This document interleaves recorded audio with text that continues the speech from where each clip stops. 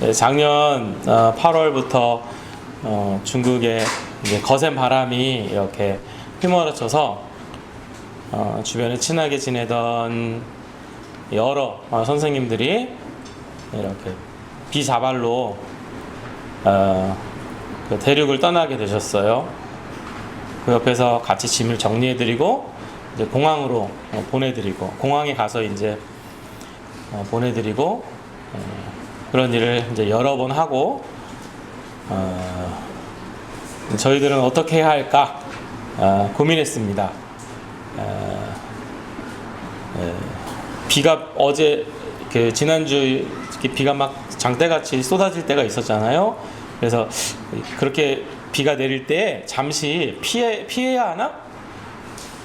그런 조언도 있었습니다. 곧 안식년이 다가오니 미리 당겨서 그런 비를 피하는 게 지혜롭지 않겠냐?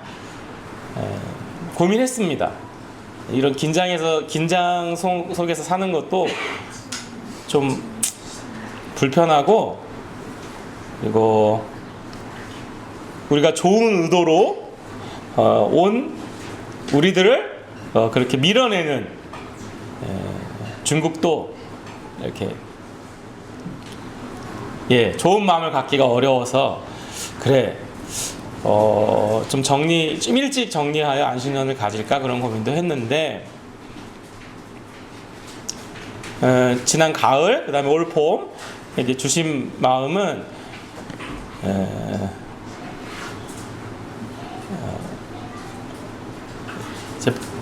이제 보낸 자도 나고, 그다음에 이제 그분들이 비록 당이 이제 그들을 추방이라는 그런 이름 하에 내쫓았지만 전 우주의 모든 것을 주관하시는 하나님이 하시는 일이잖아요. 그러니까 그런 주권 앞에 보낸 자도 나고, 그리고 너를 이제 다른 곳으로 옮길 자 혹은 다른 곳에 필요하여 옮길 자도 나이니 그 결정을 개인적으로 제가 그렇게 결정한 거예요. 마음을 주신 거예요. 그 결정을 너가 하지 말고 내가 당을 통해서 하겠다. 무슨 얘기인지 아세요? 내가 너를 옮기고 싶으면 당을 통하여 연락이 와서 조사를 하고 이제 뭐 일주일짜리 이렇게 비자를 받고 짐을 정리하여 다른 곳으로 이렇게 옮기겠다. 그러셔서 내가 말할 때까지는 그냥 너가 맡은 바 임무가 있고, 그리고 너가 상해 그 지역 팀장이고 중국 조이의 팀장이니 대표니 너가 너 자리를 지켜라 라고 하셔서 이렇게 막 요동치는 마음이 그런 말씀 때문에 다시 잔잔해지고, 이제 해야 할 일들 그리고 이제 양육해야 될 사람들을 집중하여 정해진 시간, 원래 두 번째 텀을 5년 더 하고 이제 안식년을 가지기로 한 시간이 올 7월이었거든요. 그래서 7월까지 안전하게 안녕하게 잘 지내다 지금 이제 8월 중순에 말레이시아 페낭에 화교 신학교 중국어로 하는 신학교가 있어서 그곳에 가서 이제 지금까지 한 선교를 정리하고, 그리고 앞으로 하나님께서 어떤 모양으로 일하게 하실지 기대하는 마음으로 공부를 좀 하기로 했습니다. 그래서 8월 중순 말레이시아 페낭에 나가기 전에 잠시 한국에 머물러서 동역자분들 그리고 이렇게 함께 동역하는 성도분들 만나서 또 말씀도 나누고 그리고 교제도 나누기 위해 잠시 머물러 있습니다.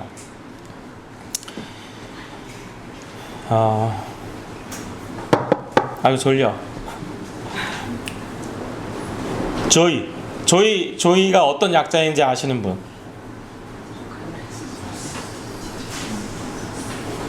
조이. 무슨 뜻인지는 알죠? 기쁨.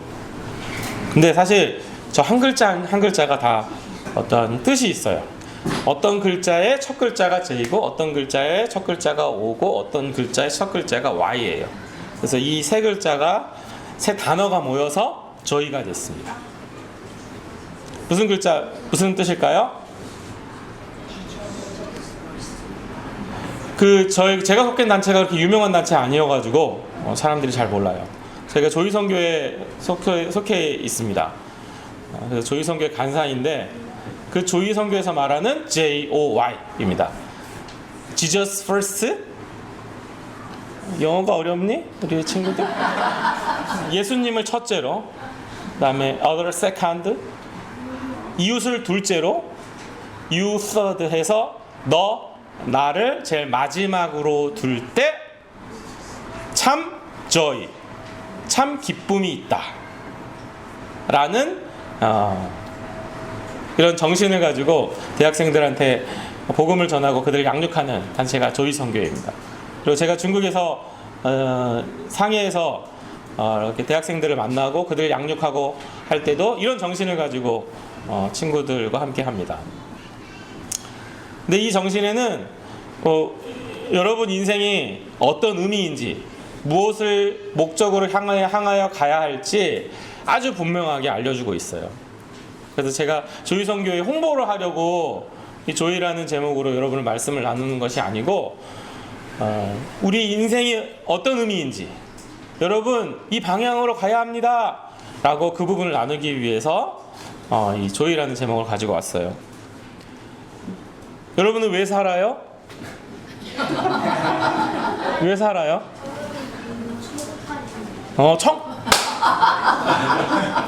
오늘 설교 끝? 천국 가려고. 반은 맞고 반은 약간 틀린 건 아니에요. 반만 맞고 반은 또 다른 어떤 중요한 내용이 있습니다. 맞습니다. 천국 가려고. 여러분 왜 살아요? 이 대답은 나중에 이 아이가 계속해서 자신의 신앙을 지켜나가고 신앙 연습을 할 때 굉장히 중요한 기준이 될 거예요. 왜냐하면 다른 사람들은 왜 사냐고 물으면 쉽게 대답을 하기를 나를 위해 살아요, 나의 뭐를 살아요, 이것 때문에 살아요, 저것 때문에 살아요. 근데 그 중심에는 이제 내가 있죠. 그러니까 나와 관계된 그 무엇들이 이렇게 달려 있어요. 그래서 그것을 가지고 답을 합니다. 근데 신자들은 답이 분명하게 다르지 않나요? 왜 살아요? 물으면 방금 얘기한 천국 얘기도 하죠. 그러니까 나와 거리가 굉장히 있는 그 무엇을 가지고 이 왜라는 질문에 답을 합니다. 만약에 여러분이 이 왜라는 질문에 답을 잘 하면, 우리 영어로 이제 why가 있고 how가 있고 what이 있잖아요. 그러면 인생을 어떻게 살아야 될지, 무엇을 하면 살아야 될지, 이런 것들이 자연스레 정리가 되고 따라옵니다. 근데 만약에 이 순서를 이렇게 바꿔서 고민하고 결정하고 삶을 진행해 가면 삶이 굉장히 이렇게 엉클어져요. 그러니까 질서가 없어져요. 만약에 무엇을 하며 살아야 될지, 어떻게 살아야 될지 고민하면 이것은 그 삶의 내용이고 이제 삶의 방법인데, 이 기준이 계속해서 변화합니다. 이 세상에 어떤 도전을 받을 때 what이 바뀌고 how가 바뀌고, what과 how는 계속해서 바뀔 수 있어요. 하지만 이 why라는 질문에는 이 답을 바꾸면 안 돼요. 여러분 왜 삽니까? 하나님을 드려요.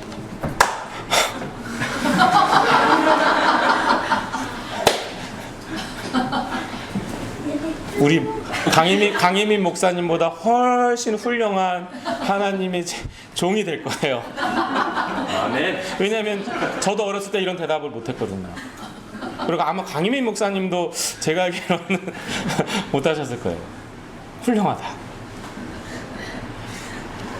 왜 사냐고 물었을 때, 옆구리 콕 찔렀을 때 이렇게 고민하지 않고, 그러니까 이미 고민되어서 정리된 답으로 여러분이 탁 하고 대답을 하실 수 있어야 돼요. 지금 오늘 본문, 함께 나눈 본문에 사도 바울, 우리 믿음의 선배가 그렇게 대답을 했어요. 만약에 누가 바울 선생님 왜 사세요? 그러면 이렇게 1초의 생각도 없이 나는 그리스도가 존귀케 되기 위하여 살아. 이렇게 대답을 했을 거예요. 반사적으로 대답을 했을 거예요. 사도 바울의 유일한 소망은 예수 그리스도였어요. 그가 무엇을 먹든지 무엇을 하든지 어디에 있든지 그 삶의 목적 방향은 오직 예수 그리스도였습니다. 그래서 이러한 환경이 사도 바울을 계속 도전하였어요. 하지만 사도 바울이 계속 가야 할 길을 갈 수 있었던 그 이유가 여기에 있어요. 그 도전이 우리가 생각하는 것보다 훨씬 심했습니다. 근데 사도 바울은 내가 가야 할 목표는 저기고 방향성은 이거다 하고 묵묵히 그의 삶을 계속 이어갔습니다. 내가 복음을 전할 때도 그리스도가 존귀케 되기 위함입니다. 내가 매를 맞을 때도 그리스도가 존귀케 되기 위함이다. 내가 밥을 먹을 때도 그리스도가 존귀케 되기 위함이다. 그래서 본인이 복음을 전하고 그 사람들 중심으로 교회가 세워져서 그 좋은 소식을 들을 때도 이 모든 것 또한 그리스도가 존귀케 되기 위함이다. 그 어떠한 것도 자신한테 초점을 맞춘다든지 또 자신의 이름이 높여진다든지 그러한 방향성이 하나도 없었습니다. 그런 목적이 하나도 없었어요. 자신과 관계된 목적은 하나도 없었어요. 다 그리스도 그가 존귀케 되면 그가 기뻐하시면 난 다 한다였어요. 그래서 이렇게 고백하죠. 살든지 죽든지 이런 표현을 쓰죠. 살든지 죽든지. 그리고 21절은 내게 사는 것이 그리스도니 죽는 것도 유익함이라 라고 하여 어떤 그의 삶 전체에 그 죽음까지도 그리스도를 높이는데 내가 드린다고 아주 이 죽음에 굉장히 담겨있는 신비로운 내용도 사도 바울이 잘 누리고 있었습니다. 여러분 죽고 싶으세요? 아니요. 죽고 싶으세요? 근데 저는 소망하기를 누군가 여러분에게 죽고 싶어요? 그러면 이게 이제 이 땅의 삶이라든지 아니면 내게 처한 상황이 힘들어서 죽고 싶어요 이거 말고요. 휴가 가고 싶으세요? 휴가 가고 싶죠. 이런 마음 있죠. 누가 휴가에 대해서 거부하겠습니까? 그런 마음으로 누가 죽고 싶어요 물었을 때 네 죽고 싶어요 이렇게 대답하는 여러분이 됐으면 좋겠어요. 왜냐하면 죽음이 굉장히 좋은 것이기 때문이에요. 신자에게는. 불신자에게는 죽음이 굉장히 고통스러운 것이고 그 영원한 멸망에 들어가는 그 문을 열고 들어가는 것이기 때문에 굉장히 괴로운 것이에요. 하지만 신자에게 아까 지금 친구가 천국 얘기했잖아요. 천국을 이미 가지고 들어갈 수 있는 신자에게는 이 죽음이 굉장히 좋은 것이에요. 하나님도 성도의 죽음을 귀중히 보신다고 성경 시편에 기록하여서 하나님께도 성도 여러분의 죽음은 굉장히 의미 있고 귀히 여기세요. 왜요?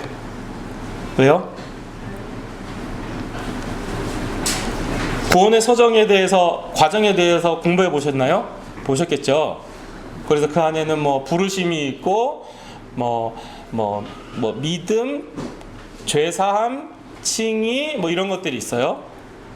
구원.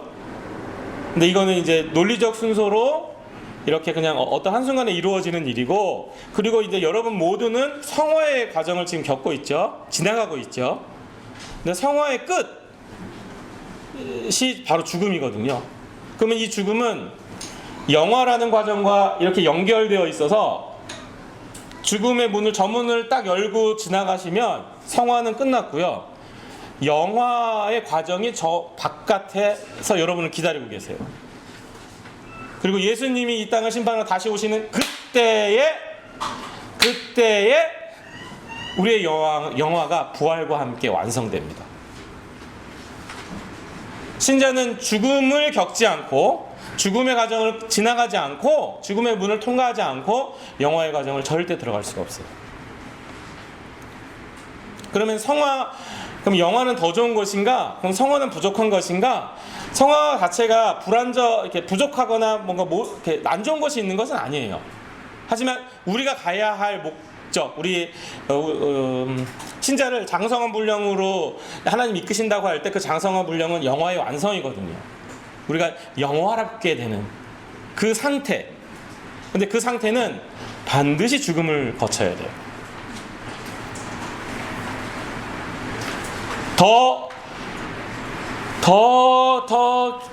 신자의 더 귀한 상태에 들어가는 시작이 죽음입니다. 여러분, 그 이후에 더 좋은 것이 있다면 가고 싶죠. 근데 반드시 죽음의 문을 통과해야 돼요. 그래서 그런 의미에서 저는 죽음을 기다립니다.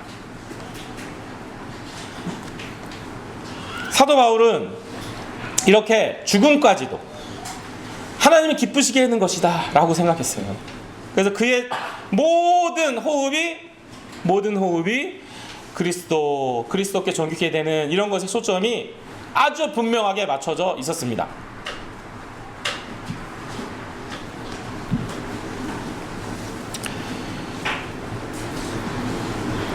근데 이러한 온전히 그리스도를 존귀케 되기 위한 삶을 난 살기 원한다라는 정말 이 고귀한 고백을 하는 사도 바울에게도 아주 강력하고 간절한 개인적인 소망이 있었습니다.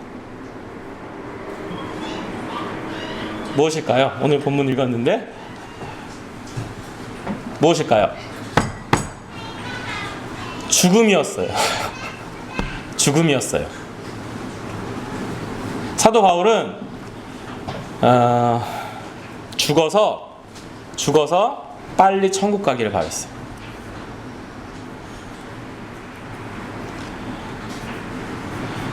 고린도후서 12장에 셋째 하늘이라는 표현이 있습니다.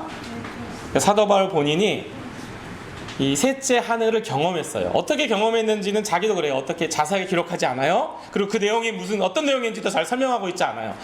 하지만 분명한 것은 사도 바울은 우리가 그렇게 고대하던 그 영화의 그 신비로운 그 천국의 맛을 봤어요. 경험했어요. 그래서 자기 육신이 영혼과 분리되어서 자신이 어떤 상태에 들어가게 되는지, 그리스도와 어느 정도의 완벽한 연합을 하게 되는지, 그와 교제하게 되는지, 어떤 복을 그렇게 누리게 되는지 그 맛을 봤어요.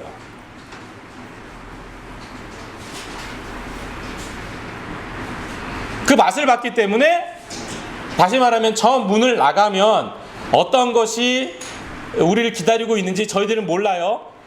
사도 바울은 알아요. 그래서 저 문을 빨리 통과하고 싶어 했어요. 빨리 죽고 싶었다는 거예요. 왜? 더 그 이후에 그것이 너무나 간절히 기다려지고 그 상태에 들어가고 싶어서.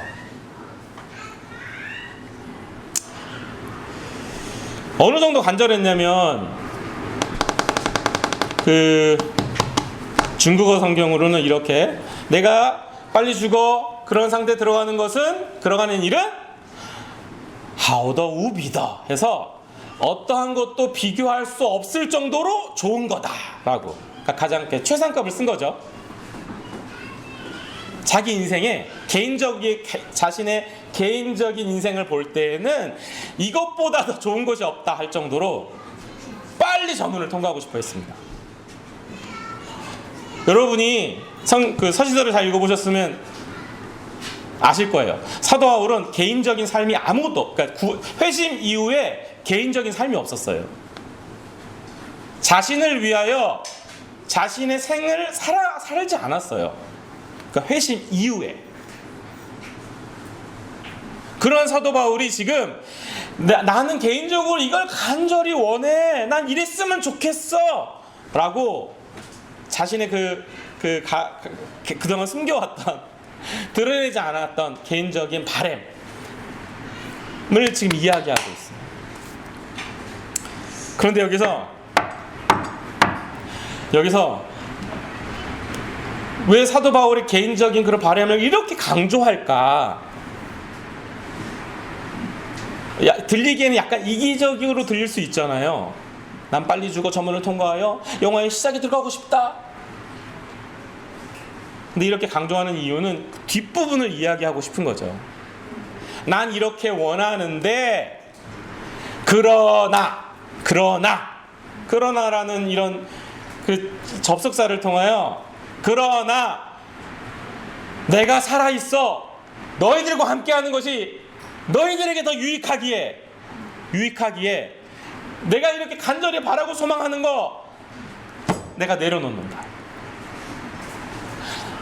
저문을 통과하여 그 영화의 맛을 이미 봤기 때문에 난 빨리 저문을 통과하여 가고 싶으나 이런 개인적인 바램을 너희를 위하여 포기한다. 이것에 더 이상 고민하거나 혹은 바라거나 에너지를 쏟지 않겠다. 자신의 것을 이렇게 포기한다 라고 이야기를 합니다. 그리스도께 존귀케 되는 것은 여러분과 꼭 나누고 싶었던 지저스 퍼스트라는 삶의 아주 변할 수 없는 유일한 어떤 삶의 기준입니다. 그리고 사도 바울이 우리에게 보여주는 신자의 그러면 그리스도를 존귀케 하기 위해 사는 삶의 신자들이 일반적으로 삶에서 어떻게 살아가는가, 어떤 모양으로 살아가는가의 기준은 이웃이 둘째인 거예요. 근데 이웃이 둘째일 때 네가 하고 싶을 때 혹은 네가 잘하는 것만 하며 그들을 위하여 살 것인가, 아니면 너가 하기 싫은 것 혹은 잘 못하는 것을 고통스럽게 감내하며 그들을 위하여 살 것인가? 답은 후자죠. 사도 바울이 하고 싶었던 것, 기대하고 소망한 것은 빨리 저문을 통과해야 하는 것이었습니다. 그런데 사도 바울이 순종하고 따라갔던 것은 이것을 포기하고 성도들을 위하여 살아가는 것이었습니다. 여러분이 하고 싶은 거, 손에 쥔 거 놓아본 경험 있으세요? 손에 쥔 거를 놓아봤다면, 그리고 하고 싶은 것을 이를 까무며 이렇게 포기하고 다른 사람을 위하여, 유익을 위하여 다른 선택을 해봤다라면, 그들을 위한 어떤 무엇을 해봤다면, 사도 바울이 지금 얼마나 가슴이 점이 있는 그런 고통 가운데 있는지 아실 거예요.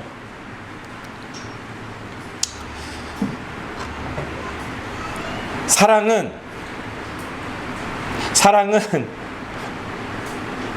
달콤함이 일부이나 전부는 아닙니다. 다른 사람을 사랑할 때 만약에 달콤함이란 그런 거잖아요. 먹고 싶잖아요. 그죠? 하고 싶죠. 그리고 아마 먹는 것을, 이렇게 단 것을 먹는 것을 난 잘 못해, 그런 분들은 보통은 없을 거예요. 보통 이렇게 내가 하고 싶거나 아니면 내가 잘하는 것이거나. 근데 사랑이 일부분이긴 하나 그 전부는 아니에요. 굉장히 많은 부분은 고통을 포함하고 있습니다. 누군가를 사랑해 볼 때 이 경험이 있으시다면 사랑을 해보신 거고, 이거 경험 없이 그냥 좋아 이 경험만 있으셨다면 아직 갈 길이 먼 거예요. 아직 갈 길이 먼 거예요. 그래서 모든 부모들은 이걸 알기 때문에 사랑의 깊이가 이전과 달라요. 신혼부부가 있죠. 신혼부부가 있죠. 저 우리 아람이가 대학에 나기 전에 얼마나 알콩달콩하며 우리 아내와 살았는지 몰라요. 삶이 너무 재밌었어요. 그리고 아내의 말로는 제가 인상을 구긴다든지 이렇게 화를 낸다든지 그런 싫은 이상한 그런 게 많지 않았대요. 저도 그 생각하기 너무 재밌고 좋고 그냥 달콤 막 그랬어요. 아람이가 태어나고 어떤 이제 부딪히는 문제, 그리고 고통을 감수해야 되는 문제, 이런 거 그때부터는 이제 뭐 아내를 향한 사랑, 가족을 향한 사랑이 마냥 달콤하지만 않더라고요. 근데 가족도 이래요. 가족도. 근데 성경에서 말하는 이웃을 사랑하라 할 때는 가족은 기본적으로 나랑 핏줄이기 때문에 끌리기 때문에 이렇게 뭐 안 되더라도 사랑해야 된다 하지만 나랑 핏줄로 연관되지 않은 제3자에 대해서도 성경은 이야기하고 게다가 원수라고 할 정도로 에이 쟤는 싫어라고 밀어내고 싶어하는 그 대상까지도 사랑하라라고 말씀하실 때는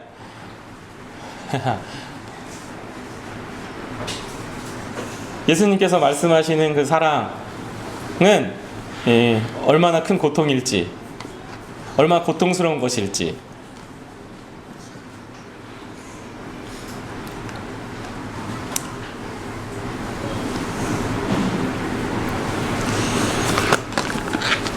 마태복음 26장에 예수님께서 겟세마네에서 기도하십니다.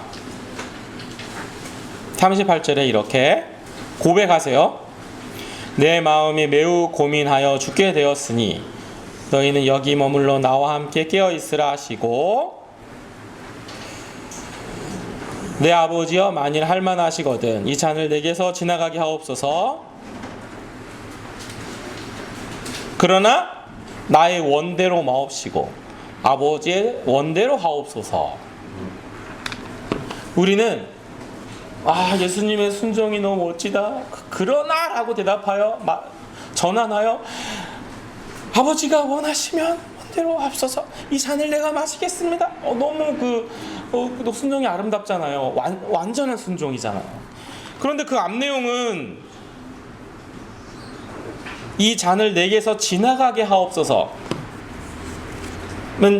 그 인간을 입은 예수님께서 종의 형체인 입장에서 예수님이 이 잔을 원하지 않는 마음이 있었다 없었다?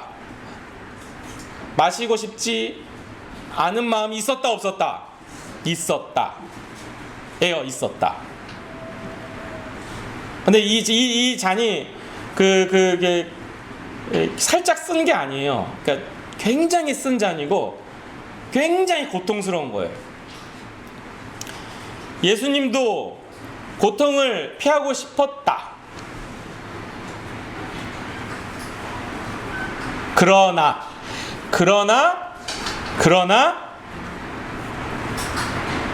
하나님께 온전히 영광 돌리기 위하여, 그리고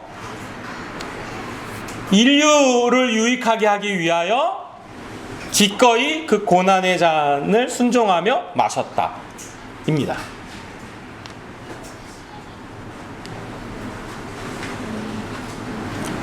예수님이 당한 고통은 육적이든 정신적인 것이든 인간이 겪을 수 있는 최고치를 다 경험하셨어요. 그래서 우리 또한 그리스도와 연합하여 어떠한 고난, 고통도 감내할 수 있습니다. 그래서 예수님을 첫째로 할 때 내 뜻을 굽힐 때 한번 이렇게 한번 가슴이 이렇게 하며 그런 경험을 합니다. 내 뜻을 굽힐 때, 내가 하고 싶은 것을 굽힐 때. 왜? 그리스도를 존귀케 하기 위해서는 그의 명령에 순종해야 되거든요. 그의 명령에 순종할 때 내가 원하는 것과 충돌이 있을 때 이거를 하고 내 거를 딱 내려놓을 때 그 고통이 한번 오고요. 그리고 고통은 또 남아 있어요. 하나님과 나를 비교할 때 그에 대한 순종을 이야기할 때는 피조물인 인간이 믿음이 조금 이렇게 순전하다, 최소한 믿음이 있다, 구원의 확신이 있다 하면 하나님이 어떤 분이신지 대략 알기에 창조주 하나님께 순종하는 것이 인간의 도리이지 하고 머리를 숙이는 것은 상대적으로 좀 쉬울 수 있어요. 왜냐면 개념적이어가지고. 근데 삶으로 구현해낼 때는 결국 이웃사랑으로 이어지거든요. 근데 이웃사랑 할 때는 그때부터는 전쟁인 거예요. 그것이 부인이든 남편이든 자녀든 부모든 혹은 더 벗어나 내 이웃, 내 원수든 이제 전쟁을 치르는 겁니다. 왜냐하면 나나 저 사람이나 똑같은 인간이거든요. 비교해 봤을 때 내가 저 사람이 나보다 나을 것이 무엇이 있는가? 내가 왜 머리를 숙이며 들어가야 되는가? 왜 내가 하고 싶은 것을 내려놓으며 포기하며 저들의 유익을 위해 살아야 하는가 할 때는 속상한 거예요. 속상해요. 왜 저들은 저렇게 안 사는데 왜 난 그렇게 살아야 돼? 라면서 이렇게 속상해요, 마음이. 속상하며 이 마음을 이렇게 내려놓을 때는 극한 고통을 경험하죠. 이 순간과 한동안. 이웃을 사랑하는 것은 굉장히 고통스러운 겁니다. 그리고 고통스러워야 돼요.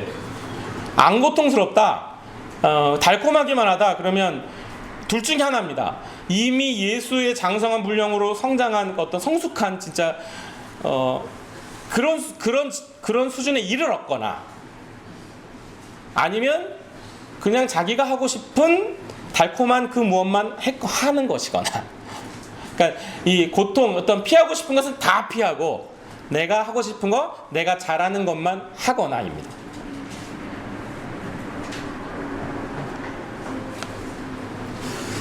여러분, 그리스도를 존귀케 하기 위하여, 이웃의 유익을 위하여 살아보셨습니까? 그런 마음에 혹은 마음에 그 고통이 기억 떠오르고 막 그래요. 그러면 조금 계속 연습 중인데요. 이때 한순간 살아봤고 지금은 계속해서 그런 삶을 살려고 이렇게 그러고 있습니다. 그러면 살아가고 있는 거예요. 근데 그 고통을 몰라요. 그렇게 아파 본 적이 없어요. 그러면 가야 할 길이 아직 멋인 거예요. 하나님께 대한 순종은 굉장히 많은 경우 내가 하고 싶거나 내가 잘하는 것이 꺾여야 온전한 순종으로 들어가게 돼요. 이건 들리기에는 억지로 순종 같죠. 억지로 같죠. 들리기 내가 하고 싶은 거 내가 잘하는 걸 포기하고 그러면 그냥 해야 될 것만 하는 건 너무 억지로 아니야? 너무 가식 아니야? 근데 마음에 참된 믿음이 있는 자들에게는 이런 갈등이 있어요. 하나님께 순종하고 싶은데 난 이건 하기 싫어. 이런 갈등이 있어요. 그래서 하나님께 순종하고 싶어서 그 마음은 변치 않아서 내가 하고 싶은 것을 내려놓으며 해야 할 것을 어느 정도 감당하는 것은 절대 가식이 아니에요. 절대 가식이 아닙니다. 하나님 굉장히 기뻐하시는 온전한 순종의 모양입니다. 여러분은 어떠십니까? 예수의 이 잔을 넘겨달라라는 이 고통이 느껴지세요? 그리고 그 고통의 그 맛을 아세요?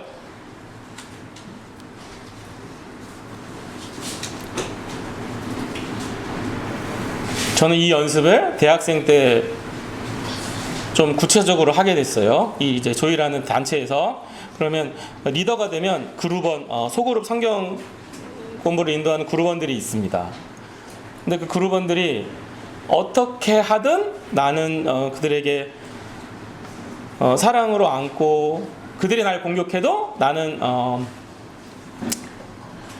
어떠한 공격도 하지 않고 다 그걸 흡수하고, 그런 것이 이제 제가 속한 공동체의 리더의 모양이었어요. 근데 그걸 연습하는데 막 그냥 저 자식은 내가, 그런 친구가 있었어요. 그래서 제가 성격이 좋지 않아요. 성격이 좋지 않고 성격이 되게 흥분을 잘하고 거칠고 그래요. 근데 그런 친구가 나타날 때마다 그 친구 앞에서는 이렇게 막 화나거나 아니면 나를 이렇게 죽이는 그런 속상함을 드러낼 수가 없었어요. 그래서 계속 세수를 하는 거죠. 잠깐만 나 갔다 올게. 세수하러. 세수할 때 그냥 막 속상하고 너무 막 마음이 문드러지니까 나를 포기하는 게 너무 힘들어가지고 세수하면서 우는 거죠. 그럼 이제 뭐 이렇게 세수하면서 울어서 이렇게 잘 정리하면 태가 안 나요. 딱 와가지고 그냥 이렇게 이렇게 대하고. 그래서 그때 이게 그 사랑인가? 아니면 사람을 양육하는 건가? 뭐 그들의 유익을 위해 나를 포기하는 뭐 그런 건가? 그런 맛을 조금 경험을 하고요. 지금도 계속 부단한 그런 연습을 계속 하고 있습니다. 어떤 친구들은 너무 예뻐요. 너무 예뻐. 어떤 친구들은 안 예뻐요. 그러면 저는 제가 하고 싶은 거, 제가 잘하는 것은 예쁜 친구들을 이렇게 예뻐하며 이렇게 다독여주는 거잖아요. 근데 그리스도를 존귀케 되기 위한 나의 부르심은 별로 예쁘지 않은, 별로 이렇게 그냥 틱틱거리는 그런 친구들에게도 동일하게 이렇게 찾아가서 이렇게 해줘야 되는 거잖아요. 그럼 마음이 불편해요. 아주 솔직히 불편해요. 나중에 그러고 나서 그냥 마음이 이렇게 막 편하진 않아요. 근데 그것을 이를 악물고 감당하는 이유가 이제 오늘 함께 여러분과 나눈 이것 때문이에요. 그리스도께 존귀케 되는 것이 무엇인가 고민해 볼 때 당연히 가는 거였어요. 찾아가는 것이고, 그럼 그들의 유익을 위한 것은 무엇인가? 내가 좋아하는 거, 내가 하고 싶은 것을 내려놓고 이거 하는 것이지. 그럼 여러분 여기까지 얘기하면 신자의 삶이 재미없다? 고통스럽다? 힘들기만 한다? 한숨 쉬잖아요. 이렇게 한숨만 나오면 무슨 재미가 있는가? 그래서 저한테 반발하고 싶지 않습니까? 형교사님 그렇지 않아요. 신자의 삶에는 너무 기쁘고 평안하고 복됨이 충만합니다. 이렇게 반박하고 싶은 분은 이미 이게 어느 그 수준에 이르르는 거죠. 왜냐하면 인간이 처음 창조되었을 때 언제 가장 기쁘고 행복한가? 답은 하나님을 영화롭게 할 때, 그가 기뻐하실 때 인간이 가장 행복하고 가장 기쁘도록 창조함을 받았거든요. 그렇게 우리의 영혼이 디자인되어 있었어요. 근데 죄, 타락, 이래서 이런 것을 다 잃었잖아요. 하지만 구속사역으로 이것이 이제 회복되기 시작하거든요. 그래서 비록 그리스도께 좋게 되는 삶, 이웃을 위한 삶, 나는 제일 꼴찌가 있어요. 근데 이런 삶이 세상적인 입장에서 볼 때는 너무 고통스러워 보이고 재미없는 삶, 남에게 퍼주는 삶이 뭐가 재미가 있겠어요. 나를 위하여 내 걸 써야지. 이러한 이 세상의 가치관에 반하여 사는 우리들은 이 세상 사람들이 누릴 수 없는 그 맛을 알잖아요. 그 맛을. 왜요? 그렇게 지음받은 우리가 계속 그 부분이 회복되고 있기 때문에 그리스도께 존귀케 되기 위하여 내 생각이든 혹은 내 기준이든 내 결정이든 이거를 내려놓을 때 고통스러우나 곧 행복해져요. 그리고 이웃을 위하여 내 것을 이렇게 내려놓을 때 고통스러우나 곧 뭔가 말할 수 없는 충만함이 우리 가운데 채워집니다.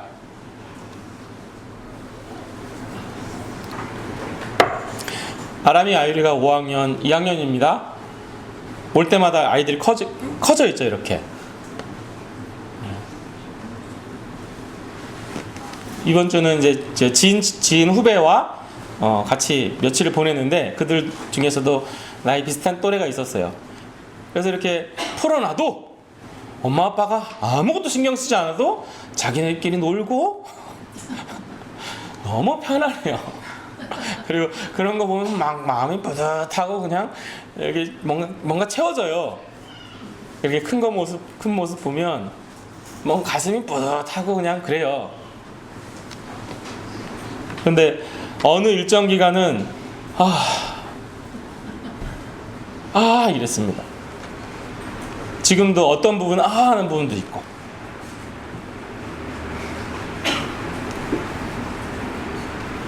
자녀가 있으신 분들은 이걸 빗대어 생각해 보면 내가 그리스도를 존귀케 되기 위한 삶을 살아갈 때 겪게 되는 불편함과 고통, 이웃을 사랑하기 위한 할 때 달콤한 사랑을 포기하고 달콤함을 포기하고 이 쓴 것을 애써 찾아 감수해 낼 때 결국에는 우리가 그렇게 바라고 소망하던 하늘의 그런 아주 충만한 복이 우리에게 부어져 우리가 누리게 되고 우리가 맛보게 된다는 것. 우리 신자의 삶도 이렇게 동일한 원리로 적용이 됩니다. 그래서 제가 이렇게 디프레스 되고 뭐가 이렇게 내 안에 힘이 없어서 말씀을 깊이 묵상한다든지 어떤 하나님께 기도한다든지 이런 부분이 부족할 때 또 제가 이제 20살 때부터 저 조이라는 단어를 봤거든요. 지금 제가 20 몇 년 이렇게 저 단어, 저 정신이 이렇게 새겨져 가지고 저를 계속 이렇게 일깨워요. 예수님이 첫째지? 이렇게. 그 다음에 이웃이 둘째지? 그리고 너는 제일 마지막이지. 그럴 때 신자에게 기쁨이 있지, 참 기쁨이 있지, 참 복락이 있지. 여러분,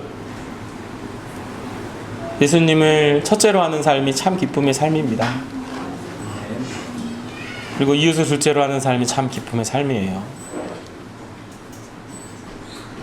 그 기쁨의 잔치에 계속 거하고 그 누리는 기쁨이 점점 더 커지고 여러분 휘 감고 그런 복된 인생 되기를 축원합니다. 기도하겠습니다. 하나님, 저희들의 하나님을 좀 영광스럽게 하는 삶 되게 해주셔서 감사합니다. 그리고 하나님께 영광 돌릴 때에 이웃을 내 몸과 같이 사랑하는 자로 저희들을 불러주셔서 감사합니다. 주님, 이러한 하나님께서 하나님만 사랑하고 이웃을 내 몸과 같이 사랑하라는 이런 말씀에 저희들이 기뻐하며 기꺼이 순종할 수 있는 고통과 어려움과 불편함을 기꺼이 받아들일 수 있는 저희들 되게 해주십시오. 이런 믿음의 연습이 계속 진행되어 하나님께서 하늘로부터 내려주시는 이 기쁨의 양과 질이 더 많아지고 더 좋아지고 그리하여 우리를 보는 모든 자들이 저들은 왜 저렇게 기뻐하는가, 왜 저렇게 행복한가 라고 우리의 삶으로 주를 증거하며 주의 영광을 그들로 하여금 보게 하여 주십시오. 예수님의 이름으로 기도합니다.